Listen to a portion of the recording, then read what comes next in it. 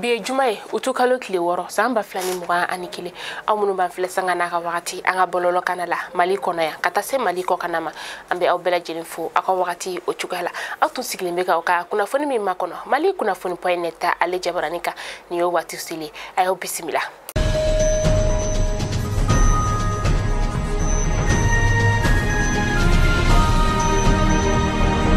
Anga kuna fundamne labi ina fantu nyafo yana to mina anga kuna fununa kafo ko M5 RFM olutu kene ka dama kasi sebe nika odo sente ale juguyala kafo ko sente ale koni sigira to mina ko amasigi asigi to la ni sara sumba yara kunga ka o jabi ka obo kunu alamsa doyala nga uya yira kafo ko ukoni bina ajabi uninka bla septembre kalo kle flana taina samba flani muwa anikele ni kuma ikoni nyefora uwere masunya modo ofe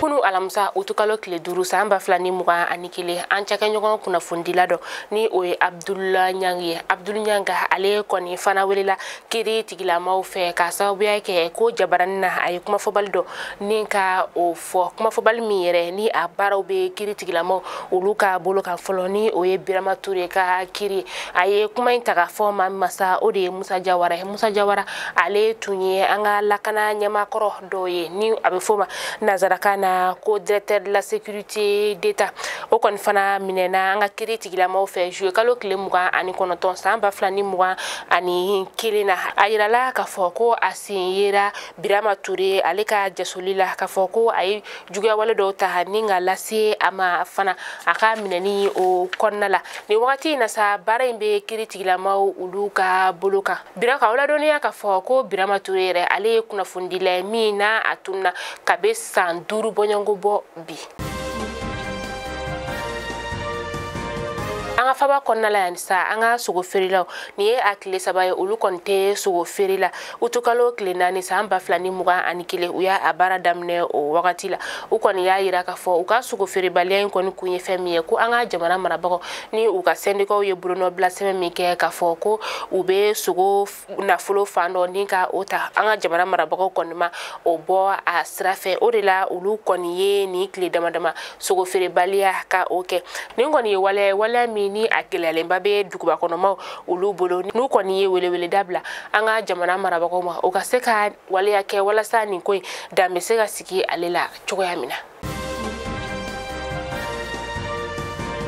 amta bankasika ofeno ni wakati na wolonugu bon ale segasegali fu o damne na bankasika ofe fokata se simbon o manobe an musulaka o ninka ulusro adamne na utukalo klinani temeni na samba flani muga anikele bankas dugu yere o konnala uka dugu keneya tigilamo uluya ira ka fo ko ni segasegali medamne musomunu simitu jo santa anani na fokata o sanfe akoni barabella bena uka keneya tigilamo fesano uka sesera fi bankasika ulufe abara bebe kunche bi juma utukalo kile woro samba flani muga ani kile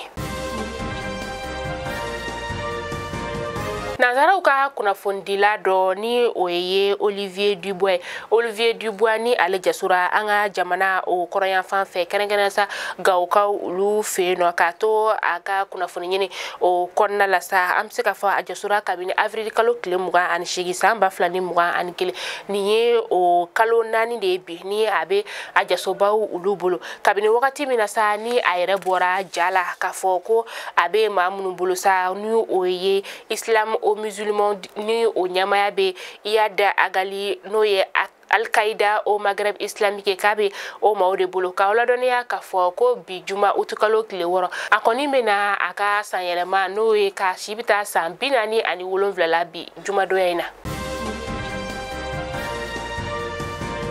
amita ko kan kibarula amita Afrique sidika uka jamana o konnala uka jamana nyama noye Cyril Rama fosay ale ayira kunu alamusa utukalo kile woro sufela la saka foko akoni mina yelema ba ninka odo aka gouvernement o konnala matam bonyango ulu konu kungolo obina fale aka ministry so o konnala Malikunafoni jabaran la jaba aw kulo garzege kara ni kunafoni de bi ni ngada aw kelengena bela jelen kulo ga hakili la aw family soro anga bi kunafoni na nala manga joya jona ame nyogon soro no tenendu inshallah kunafoni kura ulu keneka aw kambe cien wati wera ala ka jumati me ko nyumandi nini aw kelengena bela jelema